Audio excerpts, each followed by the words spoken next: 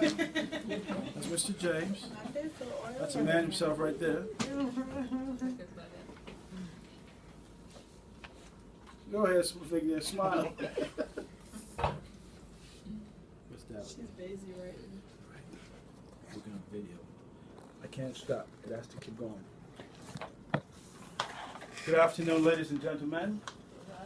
My name is Victor Morgan, and I am here to eulogize my wonderful 9th and 8th grade French and English teacher.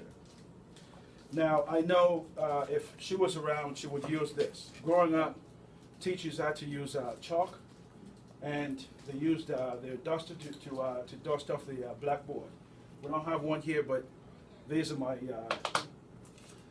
the items that I brought to remember her by. I would hear her say, "Alex, I'm going to a conference for a few days. Please behave yourselves. And I trust that you and your friends will be mindful and respectful towards each other, and you will make the right decisions." Whenever I was in Justina Weber's presence, I marveled at how approachable she was. Her home was our hangout spot. Sometimes her son Alex, who became a really good friend of mine, would have 8, 9, 10 young men in their home, running around, joking, just rough playing sometimes.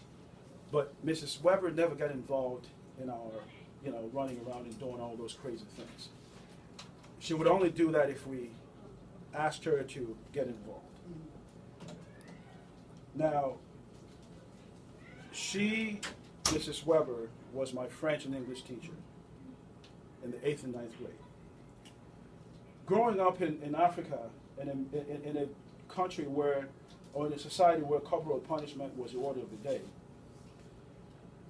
both at home and at school, most of my peers, fellow students, were terrified of their teachers or even their parents, except for Mrs. Weber. She was respected, she was loved, and she was adored by all the students at our school. She was patient, and she would always encourage us to be better individuals. Justina Weber had 3 children: Anita, Alex, and Eustace. Now, Alex and I became really close friends, including 8 or 9 other young men. All of us gravitated to their home because their home was a place where we could be ourselves. Their mother, our teacher, Mrs. Weber, allowed us to be who we were and not have to hide what our personalities were. She challenged us to be good young men who could think for themselves, have fun, and respect each other. On occasion, when we would get noisy or try to get out of hand, being our French teacher, she would start speaking French. Now, she knew we were not fluent in French, and she knew that would get us, to either leave or be quiet, because she expected us to respond back in French. And so once she started speaking in French, usually there will be about 8 or 9 kids, and by the time it was all over, there will be probably about 1 or 2 kids sitting around, because we were not fluent in French. Now, in 1987, Alex, my friend, left for the United Kingdom, and I had the fortunate chance of immigrating to the United States. Me and Alex kept in touch. We would hang out and call each other once in a while. He would visit me here in the States, and I would visit him back in the UK.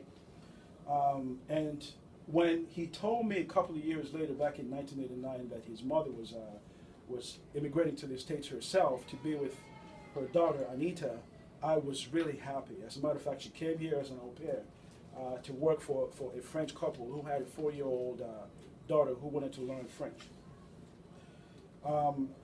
After being here for a while, she quickly was able to get an apartment, and she was living by herself in Silver Spring, Maryland, and her home in Silver Spring became our new hangout spot in the United States. I mean, it felt just like grade school all over again.